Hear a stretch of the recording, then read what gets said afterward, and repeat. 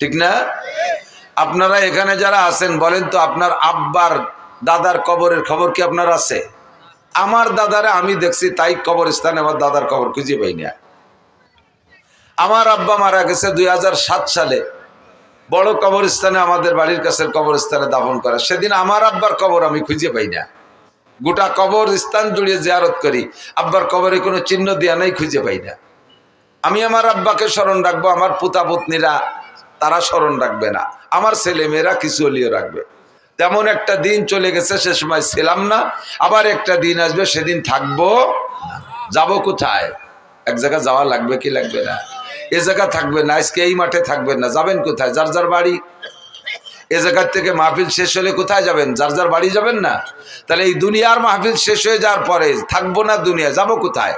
একটা জায়গা যাওয়াই লাগবে, একটা জায়গা। যে জায়গাটা যাওয়া লাগবে ওই জায়গাটার শেষ নাই। যে সময়কে সামনে নিয়ে এখান থেকে রওনা দেব সেই সময়ের কোনো শেষ নাই। আল্লাহ পাক বলেন, যত লম্বা হায়াত দুনিয়ায় পাও না কেন, এ দুনিয়ার জিন্দেগি একেবারে সামান্য। অমাল হায়াতুদ দুনিয়া ইল্লা কালিল, এ দুনিয়ার জিন্দেগি একেবারে সামান্য। আর একটা কথা মাথায় রাখেন, আল্লাহ যাকে অল্প বলে তার চেয়ে অল্প হওয়ার জায়গা থাকে না, আল্লাহ যাকে বেশি বলে তার চেয়ে বেশি হওয়ার জায়গা থাকে না। আল্লাহ যাকে মন্দ বলে তার চেয়ে আর মন্দ হতে পারে না, আল্লাহ যাকে ভালো বলে তার চেয়ে ভালো হইতে পারে না। দুনিয়ার জিন্দেগিকে আল্লাহ বলেন আমাল হায়াতুদ দুনিয়া ইল্লা কালিল। আরে যত লম্বা হায়াত পাও না কেন, তোমার গোটা দুনিয়ায় 3000 কোটি বছর যদি হায়াত পায়, আখিরাতের সামনে একেবারে সামান্য। মূল হায়াত হলো ওয়া ইন্নাদ দারাল আখিরাতা লাহিয়াল হায়াওয়ান, আখিরাতের ঘরের হায়াতই হলো আসল হায়াত। আমার যুবক বন্ধুরা, তোমাদের উদ্দেশ্য করে কিন্তু আজ করি। বুড়োকে ওয়াজ আমি কোনোদিন করি না, কারণ বুড়োরা বার্ধক্য জনিত কারণে দুর্বল হয়ে গেছে, এমনি তারা ভালো হয়ে গেছে। ঠ্যাং একখান কবরে চলে গেছে, চাকা একটা পাংচার হয়ে গেছে বুড়োকে। সালতানগর কান্দার মানুষ রাতের বেলা হেসাক ধরায় কাজী হতেন, সেই মানুষগুলো এখন বিছানায় শুয়ে শুয়ে ডেকরাচ্ছেন, কোন সময় জান্ডা বের হয়ে যায়। এই বুড়োরে আর হেদায়েতের ওয়াজ করার কোনো দরকার নাই। বুড়োর কাজে করার বল নাই, বাহুতে বল নাই, ঠ্যাঙ্গে বল নাই, চোখে পাওয়ার নাই, কানে শক্তি নাই, পাকস্থলিতে হজমি শক্তি নাই। সাদা যাও খাইলে যেমন খাই নিচের বাড়িতে সেইভাবে বারোই চলে যায়। এই বুড়োর আর ভালো হিদায়তের ওয়াজের দরকার নাই। যারা হুঙ্কার মারো, জমিনের উপর দিয়ে গুতা মাইরা চলো, তাদেরকে আল্লাহ বলেন ওয়ালা তামশি ফিল আরদি মারাহা। এ যুবক, ওয়ালা তামশি ফিল আরদি মারাহা, একটু নরম হ, একটু ভদ্র হ, একটু নমনীয় হ, একটু দিনদার হ। ওয়ালা তামশি ফিল আরদি মারাহা, জমিনের উপরে হুঙ্কার মেরে চলিস না, দাপটের সাথে পা মাটির উপরে মারিস না। ইন্নাকা লান তাখরিকাল আরদা, তোর পায়ের ধাক্কায় জমিনের থেকে এক মুঠ মাটিও সরে যাবে না। ওয়ালান তাবলুগাল জিবালা তুলা, আর তুমি লম্বা হইয়া পাহাড়ের চাইতে লম্বা হইতে পারবা না। আরে হাজার হাজার পাহাড়কে কিয়ামতে উড়িয়ে দেওয়া হবে। ইযা ওয়াকাতিল ওয়াকিয়া লাইসা লিওয়াকাতিহা কাযিবা খাফিদাতুর রাফিয়া ইযা রুজ্জাতিল আরদু রাজ্জা অবুসাতিল জিবালু বাসসা ফাকানাত হাবাআম মুমবাসসা। শিমুল গাছের পাকা ফল ফাইটা গেলে তুলোগুলো যেমন বাতাসে উড়ে চলে যায়, পাহাড় পর্বতগুলো এরকম তুলার মতো উড়ে চলে যাবে। তুমি সাথে সেই পাহাড়, যেই পাহাড়ের চাইতে জোয়ান হওয়ার কথা আল্লাহ বললেন, তুমি পাহাড় ছাড়াই লম্বা হইতে পারো নাই। যদি পাহাড় সমান হইতেও পারো, তোমার সেই পাহাড়েরই অস্তিত্ব থাকবে না। তোমার মতো সালতা, নগরকান্দা, ফরিদপুর বাংলাদেশের খুদেমাসি যুবক, তোমার মতো যুবকরে মারতে আমি আল্লাহর একটা পয়সাও খরচ করা লাগে না। তোমার ঠ্যাং ভাঙতে আমার একটা পয়সাও খরচ করা লাগে না। তোমার টাকা দিয়ে তোমার ঠ্যাং ভাঙবা, তোমার টাকা দিয়ে তুমি মরবা। মোটর সাইকেল চালাইবা, বাপের পিএস বেচা 6 লক্ষ টাকা দিয়ে মোটর সাইকেল কিনে বিশ্ব রোডে টান দিবি, ট্রাকের পাশার তল দিয়ে ঢুকে নাক দিয়ে বেরোয় চলে যাবি। তোর মাথায় এক জায়গা, বডি আর এক জায়গা, কুত্তর গোস্তর সাথে তোর গোস্ত জড়াই যাবে। তোর গোস্ত কন্টুক আর কুত্তর গোস্ত কন্টুক ভাগ করে বের করে আনা যাবে না। এ তোরে মারতে আমার পয়সা লাগবে না, তোর টাকায় তুই মরে যাবি। শুধুমাত্র আমি একটু বেকা নজরে তাকাবো, তুই বেকা হবি, আমি বেকা নজরে তাকাবো। জায়গায় চলে আসো যুবক, ময়দানে মাশারটা হবে কেমন? এই পৃথিবী থেকে বর্তমানে সূর্য 9,30,00,000 মাইল উপরে। কত দূর মুখস্থ হতেছেন না? জমিন থেকে পৃথিবী সূর্য কত উপরে? 9,30,00,000 মাইল উপরে। প্রায় এখান থেকে ফরিদপুর হবে না? 9,30,00,000 মাইল মানে 9,30,00,000 মাইল। এত উপরে সূর্য, শীত আইসে গেছে, তাই রোদির মধ্যে পেঁয়াজ লাগাতে গেলি মাঝে মাঝে গাছতলায় এসে জিরিয়ানু লাগে। চৈত্র বৈশাখ জ্যৈষ্ঠ মাসে গরমে বাইরে থাকা যায় না, এত উপরে সূর্য। তাও সূর্যের এটা হলো উল্টো পাশ, আর সদর পাশের পাওয়ার ওই দিক। হাসরের মাঠে এই সূর্যটাকে আরো পাওয়ার দিয়ে সদর করে দিয়ে আমাদের মাথার মাত্র 4 আঙ্গুল উপরে দেওয়া হবে। বিশ্বাস হয় না? বিশ্বাস হয়? বাপ ভালো না, বিশ্বাস হয়? সূর্য থাকবে মাত্র 4 আঙ্গুল উপরে। আপনি ভাবেন তো পরিস্থিতিটা কেমন হবে? 5 সেকেন্ড চক্ষু বন্ধ করে ভাবেন তো কেমন হবে?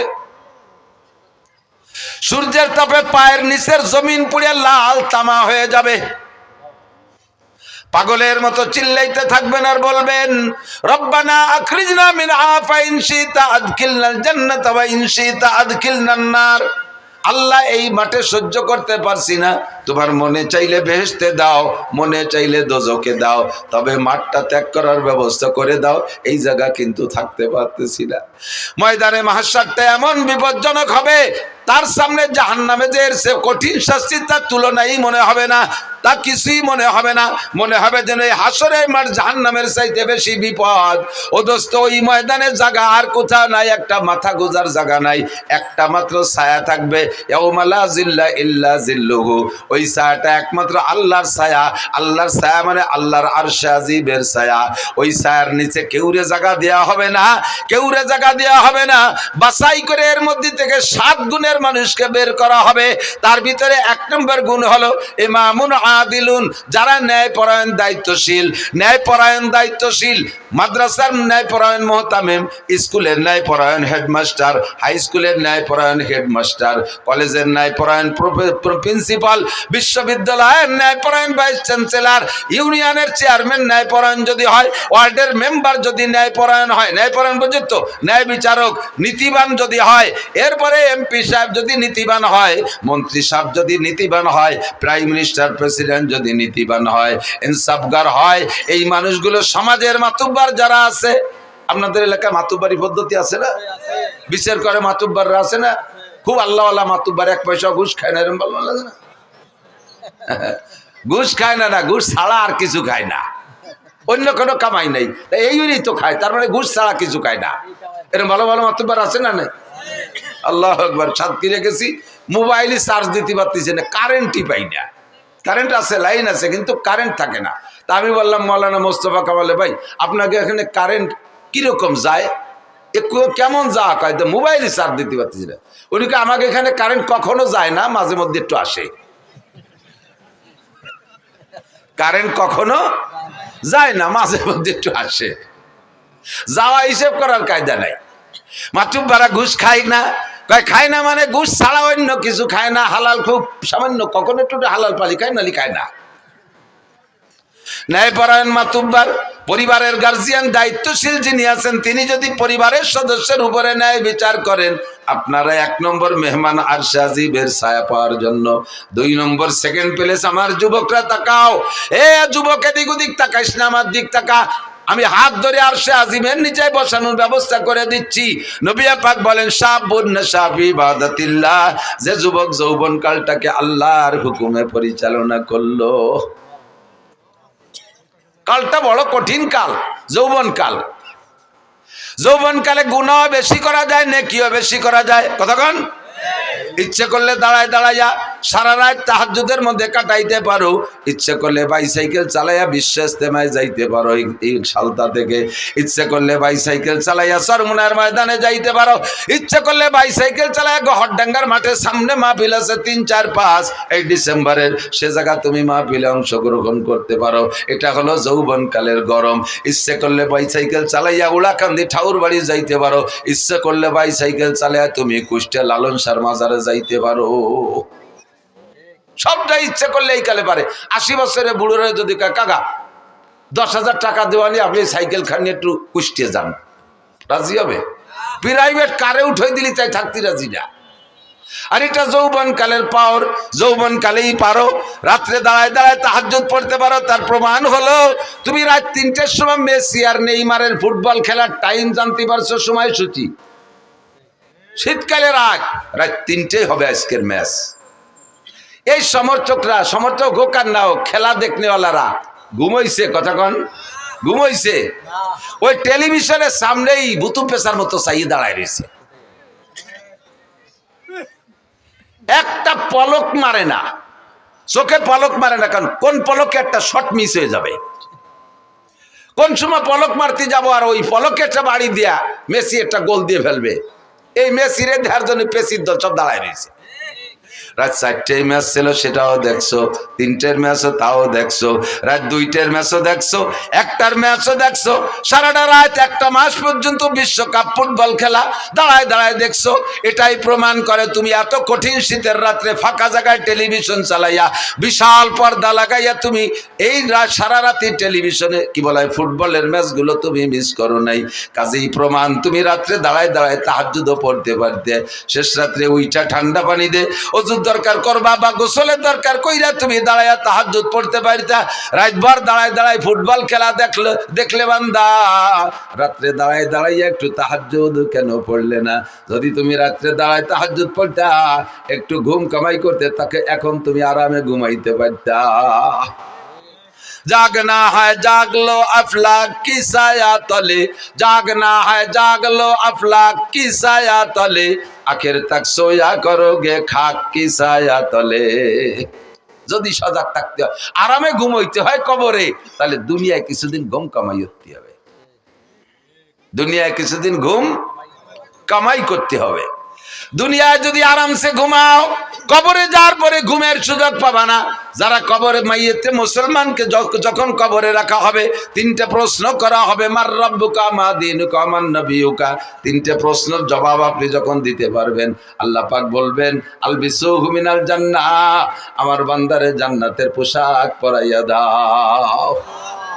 ওয়া আফরিশুহু মিনাল জান্নাহ, আমার বান্দারে মাটিতে শুয়ায় রাখা যাবে না, জান্নাতের খাট পালং দিয়ে দাও। বলি সুবহানাল্লাহ। আফতাহু লাহু বাবান ইলাল জান্নাহ, আর জান্নাতে তো এখন দেওয়া যাবে না, হাসরের মাঠ কায়েম হওয়ার পরে বিচার আচারের পরে জান্নাত। আপাতত তার জান্নাতে, তার কবরে জান্নাত থেকে একটা দরজা খুইলা দাও। ফায়ুফতাহ, পরিষ্কার হাদিস, ফায়ুফতাহ, খুলে দেয়াই হবে। খুলে দেওয়ার পরে 2জন ফেরেশতা আসবে, যুবক তোমার কাছে, একজন মাথার কাছে, একজন পায়ের কাছে। মাথার কাছের জন্য আইসা মাথা মেসেজ করবে, আস্তে আস্তে মাথা চিপ দেবে আর সুড়সুড়ি দিবে। আপনি চোখ খুলে তাকাই বলবেন মান আনতা ইয়া কি, ও ভাই তুমি মাথার কাছে কে আইছো?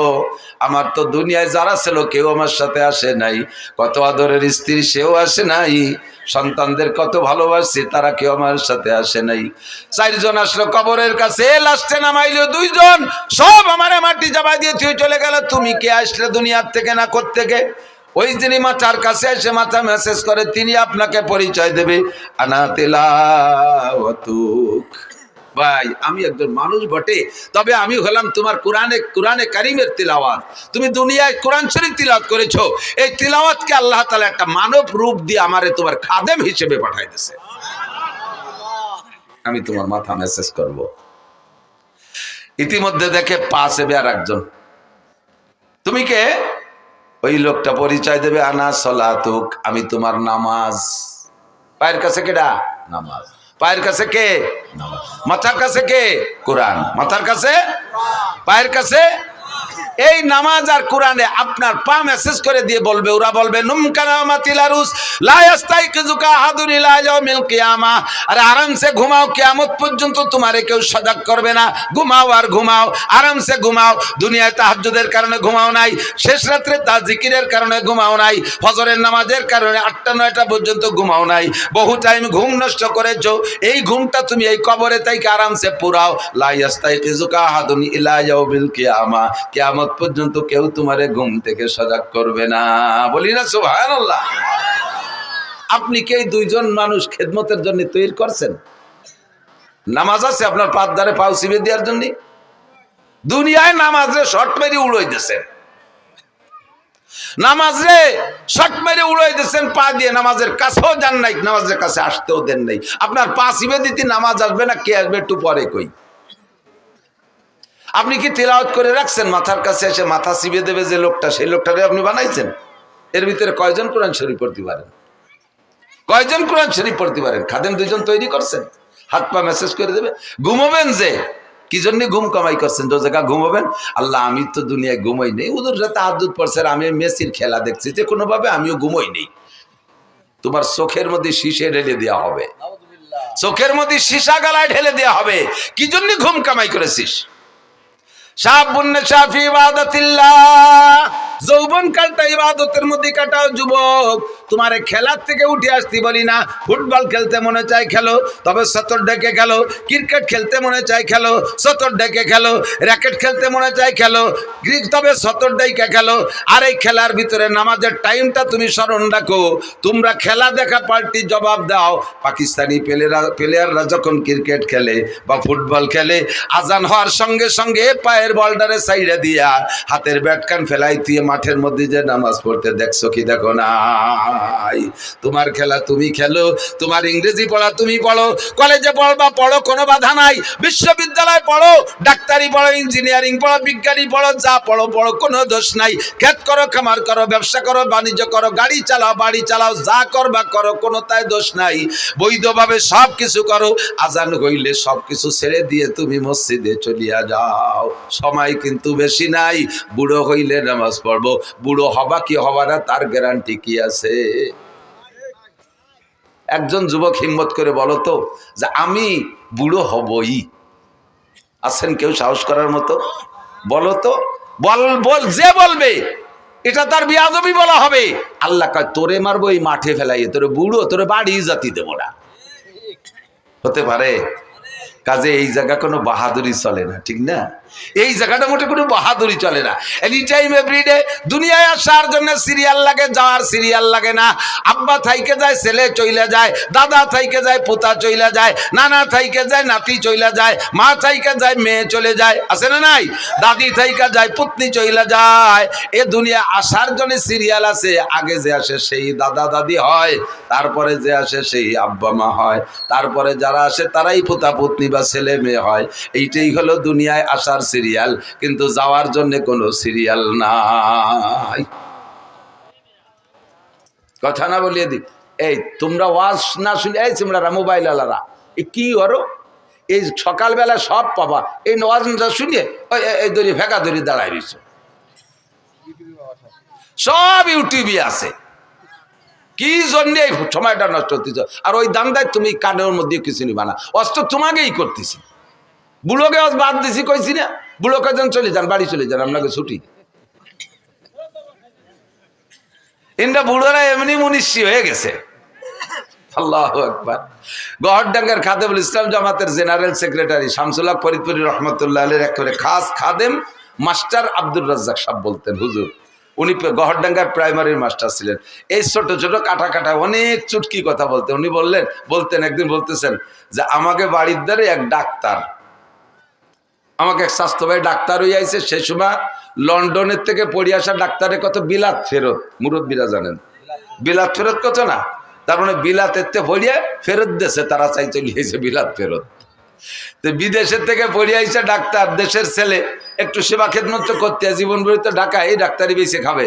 তো বাড়ি আইসা মাইকিং করে, মাইক তো ছিল না সে সময়, ওই সুঙ্গ দিয়ে ভই ভই বলে দেশে যে অমুক ডাক্তার হয়েছে বিলাতের, 3 দিন ফ্রি চিকিৎসা করবে, পরীক্ষা নিরীক্ষা ওষুধ পানি সব দেবে।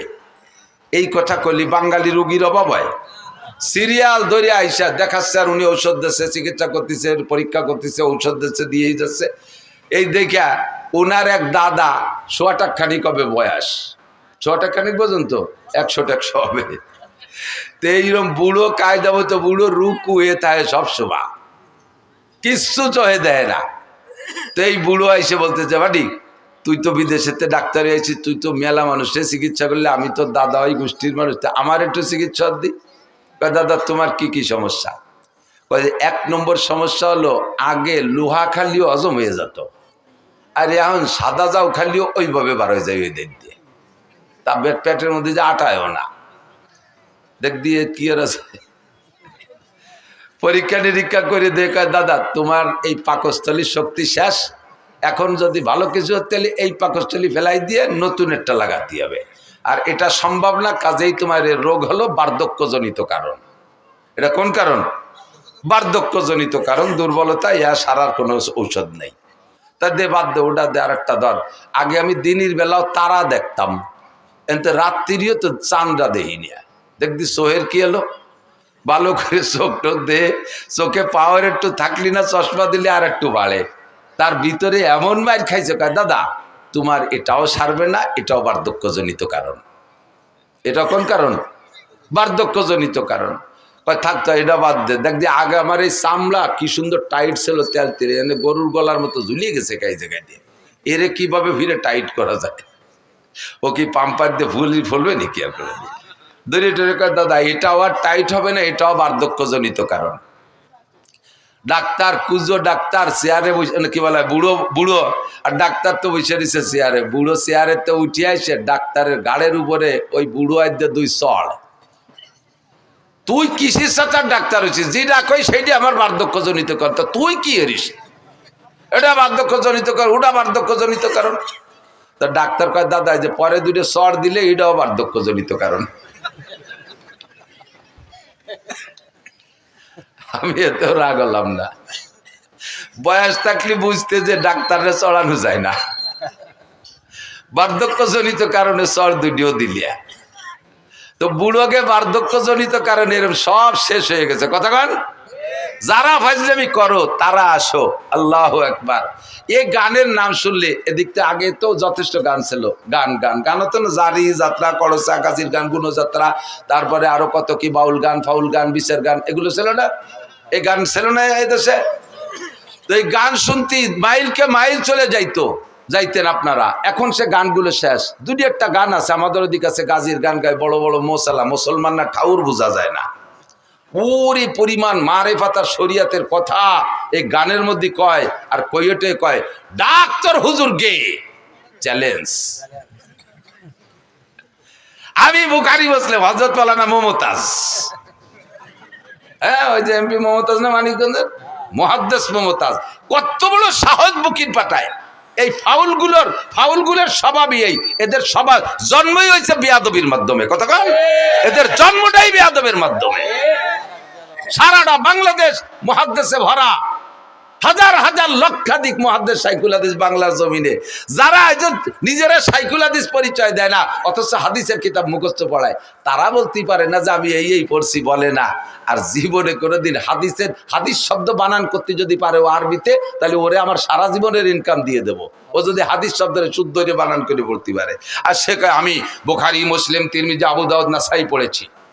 বাংলায় লেখাটা হওয়া আর কি কবাই, সে গেলে একটু না কয়ে পারা যায় না। আমার সাথে আগে থাকতো মজিবার দারোগা, এই যে বলমারি মোটর সাইকেল চালাতো, যারা দেখছেন 7-8 বছর দারোগাতে রিটায়ার্ডের পরে আমার নিয়ে চলে বেড়াতো।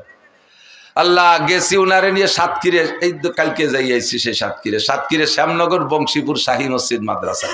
তো ওনার তো স্বাস্থ্য, চেহারা সবকিছু আমার চেয়ে অনেক ভালো, দাড়ি টাড়ি পাখে মেহেদি লাগানো, পান খায়, গাল ভরিয়ে, পাগড়িওটা বাঁধছে, সাদা জামা টামা, মোটরসাইকেল উনি চালায়।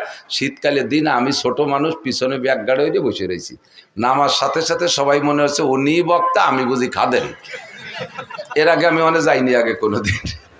উনারে গোটগাট করে গুছাইয়ে আতে নিয়ে গেছে, মুসাফা সব উনার, আমার সাথে কেউ কথাই কয় না, আমি খাদেন সব, এত কি দাম আছে।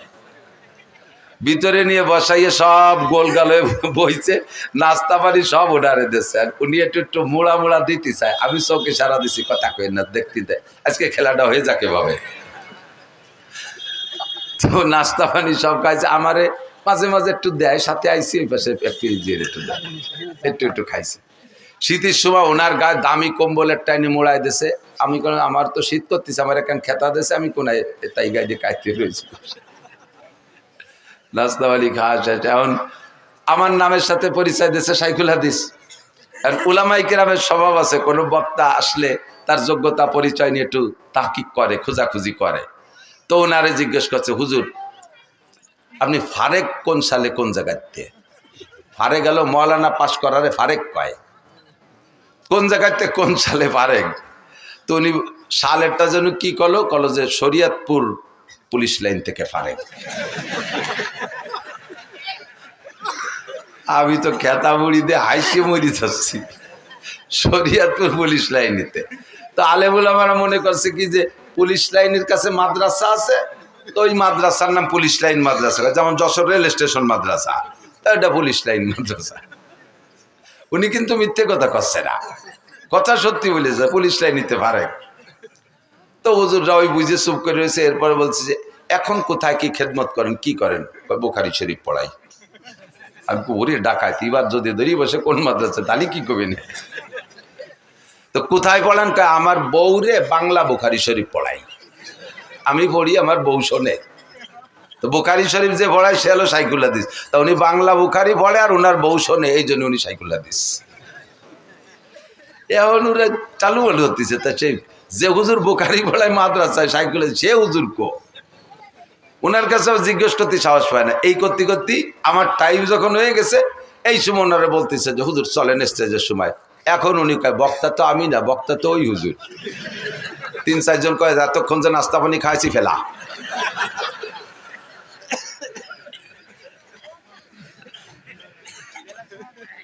বুখারী পড়ায় এই যে আবাল ফাউল নাকি আবুল সরকার, আবাল ফাউল সরকার, আবাল ফাউল সরকার কি কইছে আপনারা সবাই শোনেন নাই তো? সবাই কি শুনছেন ও কি কইছে আল্লাহর শানে? দেখেন সবাই শোনেন নাই, তারপরও শোনেন। আবার আমি নিজে শুনছি যেটা, সেটা হলো ও বলে আল্লাহ কি কথা কয় মুখ দে না, ওই পাছার নাম অন্য কিছু কয়। কি কয়? হোক দে। ও ভাষা তো আমি বুঝি না, মানে যারা আমরাকে বাংলায় কি বলে মুখ দে না পাছায় দিয়ে, বা আরো নিচের বাংলা গুদ দিয়ে। কেন এরকম কয়? যে আল্লাহর এক মুখ দিয়ে 5 রকম কথা কয়, একই কথা 5 রকম। আউয়ালু মা খালাকাল্লাহুল ইশক, আউয়ালু মা খালাকাল্লাহু নূরি, আউয়ালু মা খালাকাল্লাহুল আরশ, আউয়ালু মা খালাকাল্লাহুল কদর, আউয়ালু মা খালাকাল্লাহুল কলম। আল্লাহ কয় সর্বপ্রথম আমি ইশক বানাইছি। সেই আল্লাহ আবার জায়গায় বসে কয় সর্বপ্রথম আমি আরশ বানাইছি। সেই আল্লাহ আবার কয় সর্বপ্রথম নূর বানাইছি। সেই আল্লাহ আবার কয় সর্বপ্রথম কলম বানাইছি। আবার আল্লাহ কয় আমি সর্বপ্রথম তকদির বানাইছি। তাহলে এক সর্বপ্রথম কয়বার হয়? এক সর্বপ্রথম কয়বার হয়? আল্লাহরও হুঁশটা আল্লাহকে মুখ দিয়ে কথা কয় না, পাছায় দিয়ে কথা কয়। বলেন তো এর কি কওয়া দরকার? যদি কেউ বাউল ভক্ত থাকেন, আপনি যদি এখানে তারে কাফের না বলেন, এখানে যদি তার হত্যার দাবি না করেন, তার ফাঁসির দাবি না করেন, আপনি কিয়ামতের ময়দানে আল্লাহর সামনে যেয়ে দেখেন, রাসূলের সামনে আপনি যেয়ে দেখেন।